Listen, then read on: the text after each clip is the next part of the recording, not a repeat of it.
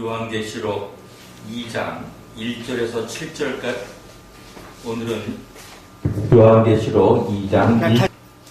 요한계시록 2장 1절에서 7절까지에 나와 있는 에베소 교회에 대해서 함께 살펴보고 성령의 역사심에 따라 은혜를 받고 치유함을 받고 새롭게 되는 놀라운 역사가 우리의 삶 속에, 우리의 영혼 속에, 우리의 교회 속에 일어나기를 주의 이름으로 축원합니다.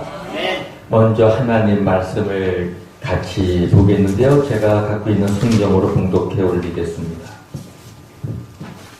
에베소 교회 사자에게 편지하기를 오른손에 7뼈를 붙잡고 7 금촛대 사이에 다니시는 이가 가라사대 내가 네 행위와 수고와 네 인내를 알고 또 악한 자들을 용납지 아니한 것과 자칭 사도라 하되 아닌 자들을 시험하여 그 거짓된 것을 내가 드러낸 것과 또 네가 참고 내 이름을 위하여 견디고 게으르지 아니한 것을 아노라.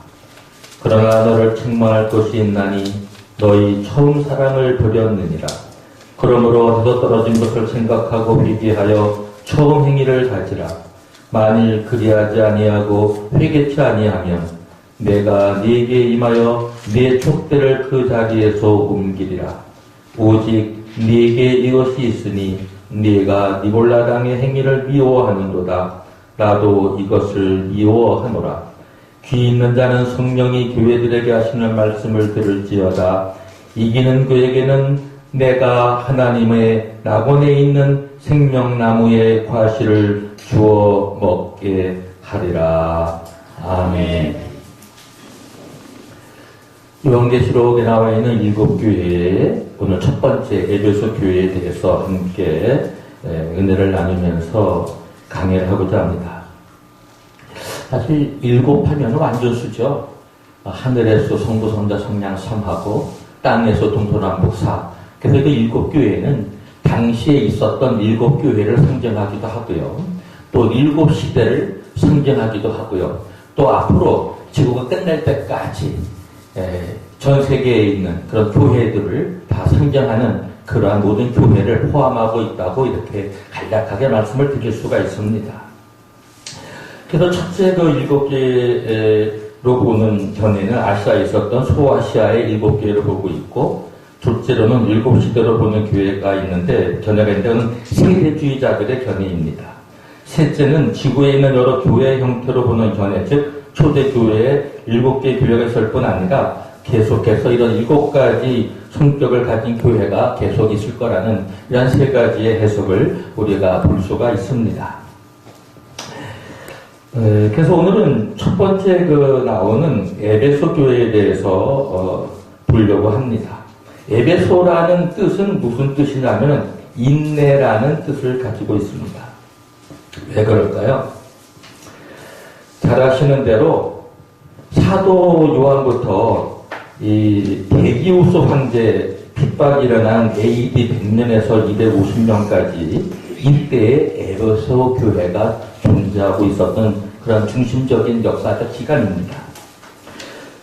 황제 숭배 때문에 많은 기독교인들이 박해를 당하고 순교를 당했어요. 그래서 에베소라는 뜻의 원어는 뭐냐? 인내라는 뜻을 가지고 있습니다. 왜 그럴까요? 우리가 신앙을 하면서 인내해야 합니다. 인내하지 못하면 죄송합니다. 요즘에는 장로님까지도 자살을 한다는 그런 간접적인 소식을 들어볼 적이 있는데, 우리 기독교인들은 자기 스스로 목숨을 끊는 일을 해서는 안 되는 줄로 믿습니다. 아멘.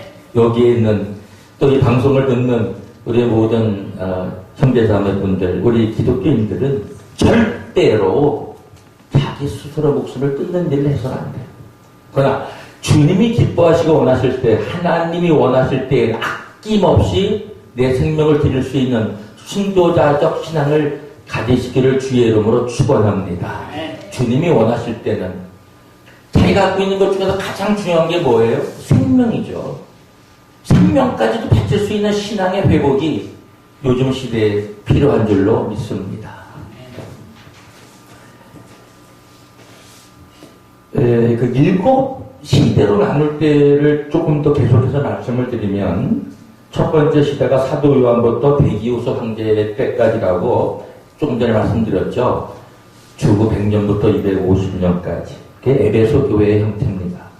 두 번째는 250년부터 311년까지 대기우스 황제부터 디아클레시안 황제 핍박까지인데 서머나 교회의 이러한 상징입니다. 그 다음에 세 번째는 이제 디아클레시안 황제 즉 311년부터 800년까지 이게 버가모 교회라고 말씀드릴 수 있고요. 그 다음에 네 번째 주후 800년부터 1200년까지를 두아디아 교회의 모습이라고 볼 수가 있고요. 그 다음에 주후 1200년부터 1500년까지 4대 교회의 형태로 볼 수가 있습니다. 그리고 여섯 번째로 종교개혁 초기부터 필라델비아 교회까지를 우리가 이제 필라델비아 교회라고 볼 수가 있고요. 그 다음에 마지막 일곱 번째로 합리주의 시대와 그 이후를 라오디게아 교회로 우리가 볼 수가 있습니다. 사실 오늘 이 시대에는 합리주의가 매우 발달되어 있는 시대, 바로 라오디게아 교회에 우리가 살고 있다라고 시대로 본다면 그렇게 말씀드릴 수가 있습니다. 그러면 이제 에베소 교회의 가장 말할 수 있는 특징 중에 하나가 있다면 주님이 책망하시는 대로 사랑을 잃은 교회입니다. 왜 사랑을 잃어버렸을까요? 에베소는 어떤 도시였는가요? 항구 도시였어요. 저는 홍콩에서 6년간 사역을 했습니다. 89년에 선교사 인준을 받고 90년부터 96년까지 홍콩에 있었어요. 그 당시 홍콩은 서울보다 훨씬 번화한 그런 곳이었어요. 홍콩에 있다 비행기 타고 서울 김포공항을 들어오면 마치 시골을 들어오는 것 같았어요. 왜냐하면 그때만 해도 김포공항에서 그 시내로 들어오는 데에는 그렇게 건물이 많이 있지 않았습니다. 우리 서울에. 그러니까 90년 초반만 해도 홍콩이 우리보다 훨씬 번창하고 번화했습니다. 에베소 교회가 마치 이런 소아시아의 수도로서 정치, 경제, 문화, 금융 등등 이러한 매우 경제가 발달되어 있는 그런 항구 도시였어요. 근데 매우 번창하고 웅대하며 아주 부한 도시입니다. 여기는 또 그 여신이 하나 있는데 다이아나, 달을 숭배하는 그런 여신이 있었어요. 처녀성. 그 다음에 사냥의 수호신의 신당이 있는 곳으로 유명했는데요. 바로 그 위치를 볼 것 같으면 소아시아의 서해안과 가이스펠강 하구 가까이에 에게해를 면한 곳에 위치하고 있었던 항구 도시였습니다. 당시 최대형 선박들이 드나드는 전성시대가 있었죠. 제가 홍콩에 가서 사역할 때도 큰 포화 선박이 막 들어옵니다. 엄청나게 큰 그런 유람선, 여행객선이라든지 또 화물선들도 많이 들어오지만 정말 어마어마해요. 제가 볼 때 그 당시로서는 이 에베소가 그런 최대형 선박들이 드나드는 이러한 항구 도시였습니다. 그러니까 돈이 많죠? 그러니까 어떻게 변질되느냐? 여기는 이제 우상 숭배가 많이 이제 될 수밖에 없죠. 돈이 많은 곳에서는 항상 우상 숭배가 횡행하고 있습니다. 오늘날 한국의 최대 항구 도시가 있죠.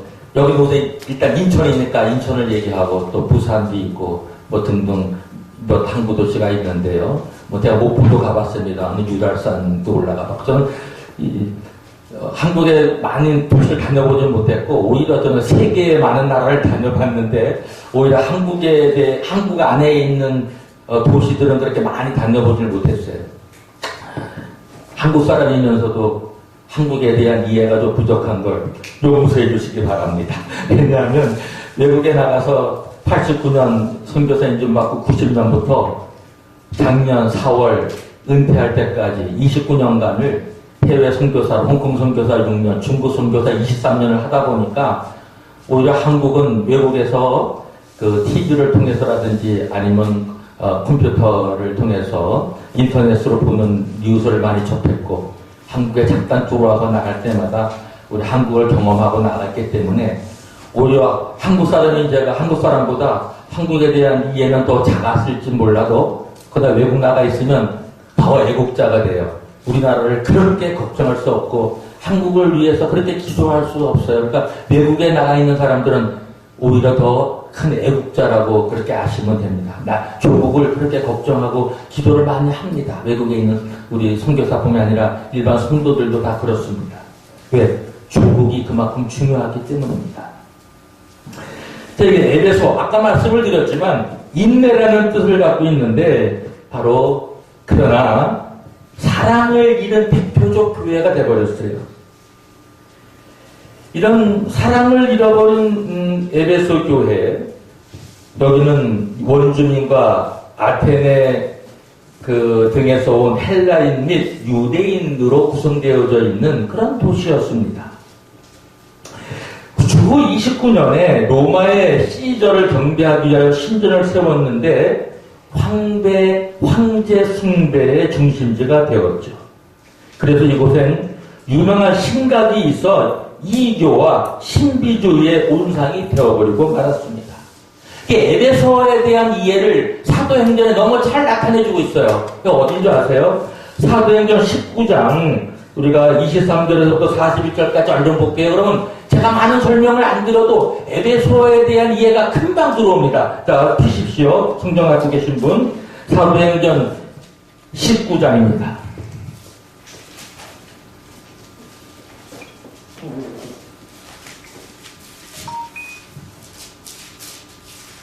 제가 얼른 봉독을 하겠습니다.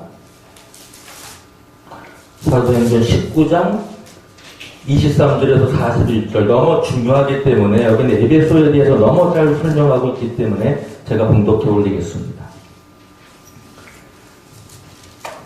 사도행전 19장입니다. 19장 23절에서 41.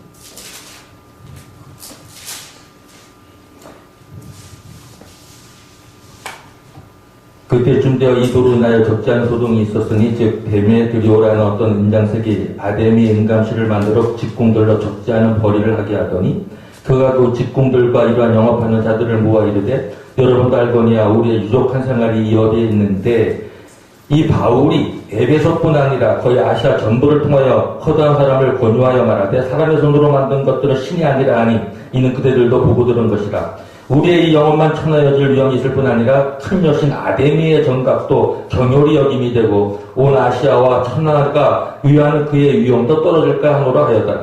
저희가 이 말을 듣고 분이 가득하여 외쳐가로되 크다 에베소 사람의 아데미여 하니 온성이 요란하여 바울과 같이 다니는 마게도냐 사람 가이오와 아리스타고를 잡아가지고 일제 연극장으로 달려 들어가는지라. 바울이 백성 가운데로 들어가고자 하나 제자들이 말리고 또 아시아 가는 중에 바울의 친구된 어떤 이들이 그에게 통자의 연극장에 들어가지 말라 권하더라.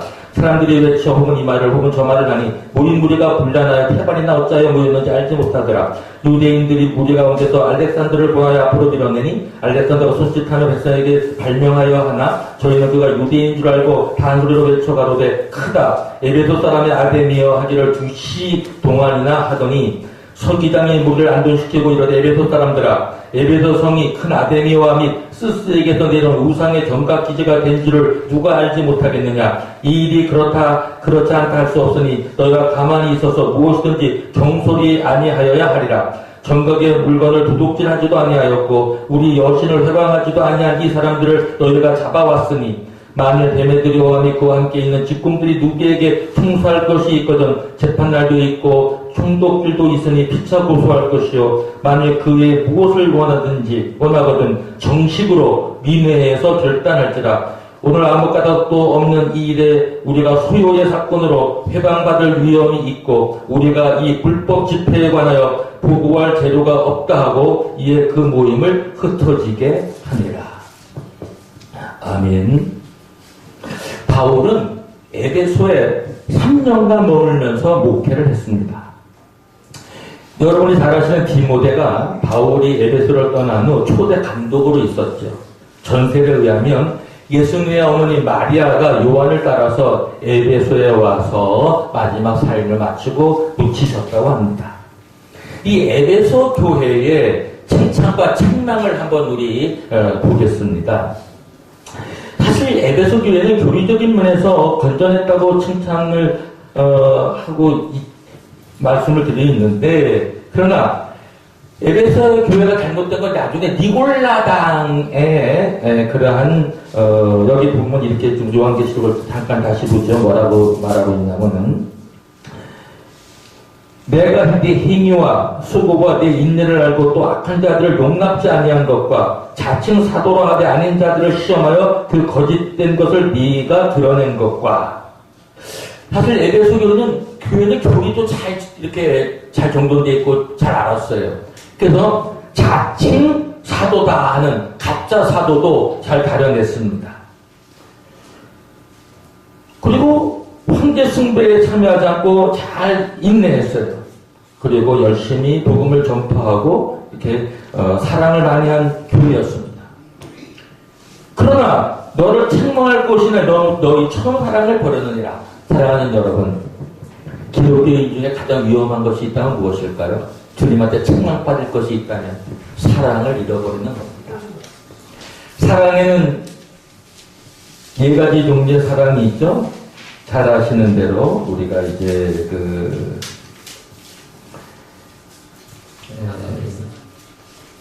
우리가 이제 그 사랑을 살펴보겠습니다.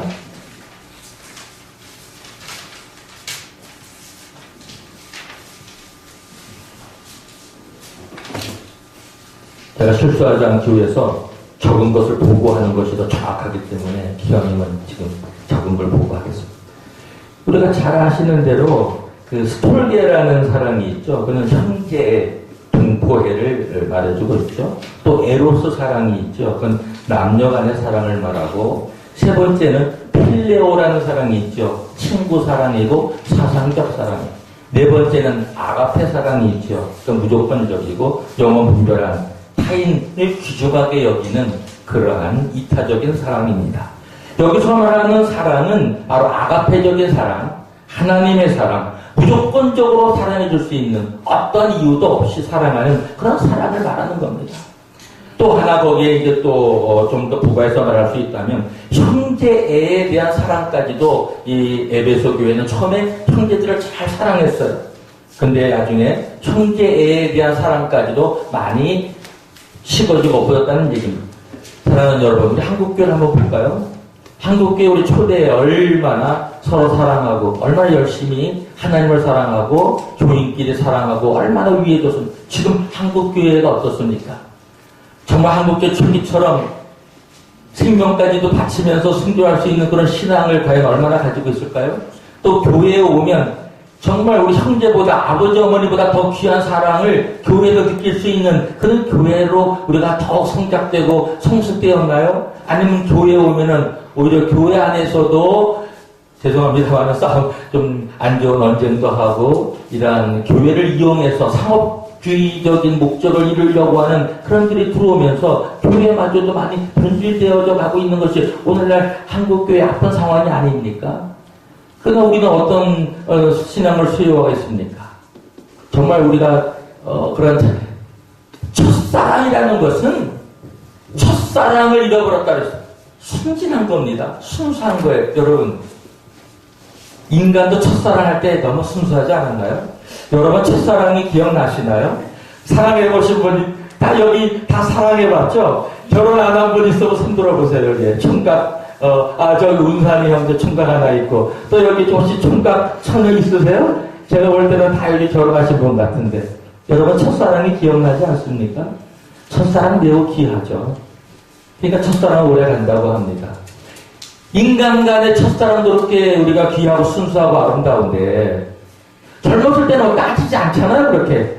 뭐 돈이 많은지, 실력, 뭐 명문대학을 나왔는지, 아니면 장래가 뭐 어떻게 잘 될 건지, 그런 걸 별로 따지지 않아요.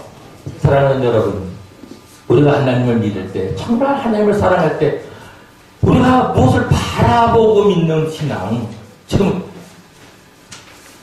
무엇이 잘 돼야, 뭐 나의 삶 속에 물론 잘 되려고 믿는 거죠. 지복신앙 잘못된 거 아니에요. 그 언어 자체가 지복인데 사실 하나님 믿고 복을 받지 못하면 하나님 믿을 필요 뭐 있어요? 나는 기복신앙도 좀 뭐 잘못 너무 지나치면은 물질주의적으로 교회가 변질되니까 책망받는 거지만, 사랑하는 여러분, 예수 믿고 가난뱅이로 살고 싶은 분 손 들어봐요. 예수 믿고 사업이 망하고 싶은 분 있으면 손 들어봐요. 예수 믿고 내 삶이 정말 가난해지고 초라해지고 싶은 분 있으면 손 들어보세요. 여러분, 그러려고 예수 믿습니까? 내가 만약에 예수 믿고 복이 다 필요 없어? 난 예수 믿는 거 복 때문에 믿는 게 아니야. 저는 아니라고 생각해요. 좀 죄송하지만. 복도 받아야죠. 이 복을 받아야 우리가 우리에게 정말 복을 주시는 복의 근원이 되리라고 우리 또 하나님은 아브라함도 그에게 축복해 주지 않으셨어요? 여러분 때문에 대한민국이 잘 살아야 하고, 여러분 때문에 아시아가 잘 살아야 되고, 여러분 때문에 지구에 있는 형제 자매들이, 민족들이 잘 살아야 되지 않겠습니까? 네. 할렐루야! 아멘. 저는 그렇게 생각합니다. 내가 좀 있어야 남도 도와주지, 내가 없는데 실질적으로 도와주기 어렵잖아요. 교회도 영적인 힘뿐만이 아니라 물질적인 힘도 필요한 겁니다. 선교사를 파송해야 되고, 가난한 데를 도와줘야 되는데 마음으로만 하나요? 마음 중요합니다. 정신적으로 중요합니다. 그러나 사랑의 실천에는 물질도 따라가야 되는 줄로 믿습니다. 저는 그것이 균형 잡힌 신앙이라고 생각합니다. 예수를 믿으면서 직장생활을 등한히 하고 삶을 게을리하고 자기의 생활 주변도 변변치 하지 못하면서 전도 나가고 예수 믿으러 가면 꾀지지한 그 사람의 모습을 보고 누가 예수를 믿겠어? 너나 잘해라. 사랑하는 여러분, 그래서 우리 에베소 교회가 또 너무 이렇게 사랑을 잃어버리는 물질이 풍요로워지면 죄송합니다. 또 신앙적으로 더 성숙해서 물질을 바로 쓰면서 하나님 영광 드러내야 되는데, 좀 배불러지고 돈이 많아지면 사람의 본성적인 게, 본능적인 게 자꾸 세상적으로 가요. 그러니까 자꾸 또 우상적으로 돈을 탐욕하고 부한 것만 택하고, 그러다 보니까 하나님 쪽에서 세상적인 사조, 세상적인 풍요, 세상적인 잘못된 사상, 그래서 니골라당이 생겼잖아요. 니골라당은 그 당시에 가장 잘못된 이단인데 뭐였어요? 육은 악하고 영은 선하다. 이 사람들은 너무 또 영적으로 너무 지나치게 빠지면서 육적인 생활을 육은 악하고 더러운 거다라고 이렇게 바뀌어버렸어요. 그러니까 세상 풍조에 물들다가 보면 이런 잘못된 이런 오히려 그 세상적 풍요에 물들어버려서 마귀에 넘어간 거예요. 그러니까 육은 악하다고 그러는 거예요. 육은 더러운 거다 그러는 거예요. 사랑하는 여러분, 우리 육이 더럽고 악한 겁니까? 아니에요. 하나님은 영과 혼과 육을 창조하셔서 우리 몸도 잘 지키라고 했고, 육도 매우 중요한 겁니다. 육체가 건강해야 우리가 바르게 신앙생활도 하고, 우리가 영적인 생활만 중요한 게 아니라 우리의 육체의 건강도, 육체적인 삶도 잘 관리를 해야 되고, 영혼간에 강건하고, 우리가 영적인 것만 순결하고 영적인 것만 우리가 지나친 그러한 생활에 빠지다 보면 육은 등한히 하게 되면 균형이 깨진 신앙인이 되면 그것은 조금 꼴불견의 신앙인이 될 수가 있어요. 그래서 니골라당이 바로 그랬습니다.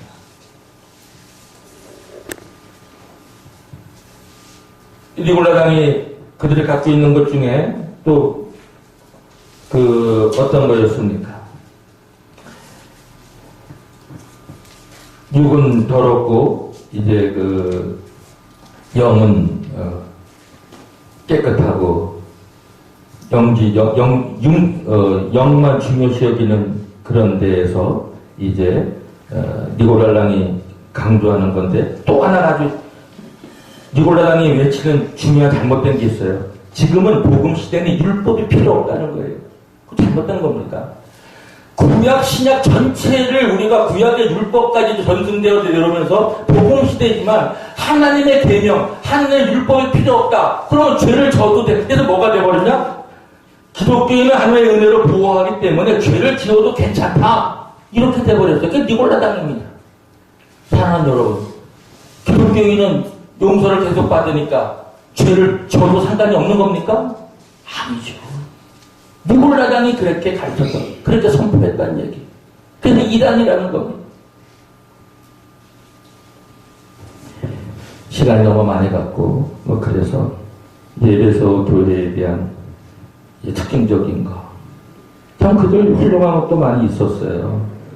내 행위와 수고와 내 인내를 알고 또 악한 자들 동답하지 않은 것과 자칭 사도로 하되 아닌 자들을 시험하여 그 거짓대로 내가 드러낸 것과 아까 말씀드렸죠. 그 마지막으로 이렇게 합니다. 귀 있는 자는 성령이 교회들에게 하시는 말씀을 들을지어다. 이기는 그에게는 내가 하나님 아버지 있는 생명나무 과실을 좀 먹게 하리라. 자, 귀 있는 자는 우리의 귀가 열려져 있어야 돼. 영적 귀가 열려져 있어야 됩니다. 오늘 이 세상에 너무 육적인 귀만 많이 열려져 있어요. 세상적인 것을 너무 많이 들어요. 그러다 보니까 우리가 혼탁해져요. 세상적인 걸 자꾸 흡입하다 보면 영적으로 우리가 무뎌질 수가 있는데, 그래서 저는 가급적이면 기독교 방송을 많이 듣습니다. 요즘 시대에 훌륭한 목사님들이 어떤 설교를 하는지 일부러 많이 들어요. 왜? 말씀을 자꾸 들어야 그 말씀은 나를 치유하고 나를 각성시키고 내 영혼을 새롭게 해주는 능력이 있어요. 그래서 저는 목사님들 설교 듣는 것을 매우 좋아합니다. 사랑하는 여러분, 오늘 우리가 여기에 왜 와 있고 또 이 방송을 왜 청취하고 계십니까? 영적 귀가 열려서 우리의 영혼을 늘 강건하게 하고, 그래서 우리의 삶이 균형 잡혀서 이 세상을 이기며 승리하며 해야 되는데, 이기는 자에게는 내가 하나님 낙원에 있는 생명나무의 과실을 주어 먹게 한다고. 사랑하는 여러분, 생명나무의 과실, 기독교의 마지막은 영생입니다. 생명입니다. 하나님이 인간을 창조한 목적이 어디에 있어요? 하나님을 사랑하고 영원히 살게 하는 영생을 주기 위해 한 것이었는데, 인간의 범죄 때문에 죽었잖아요. 900몇 살, 800몇 살, 700몇 살, 500몇 살 하다가 마지막에 120살을 못 넘게 사는 이러한 우리 죄인데, 그것을 예수님 십자가의 보혈로 예수를 믿는 자마다 멸망자 영생을 얻게 하는, 그래서 생명나무의 과실, 하나님의 낙원에 있는, 사랑하는 여러분, 생명나무의 과실 예수 그리스도, 예수를 믿을 때 우리는 영생하게 됩니다. 생명나무의 과실 예수를 우리가 받아들여서 영원한 생명을 소유하고 하나님 나라 낙원에 가서 천국에 가서 하나님과 함께 영생을 가지고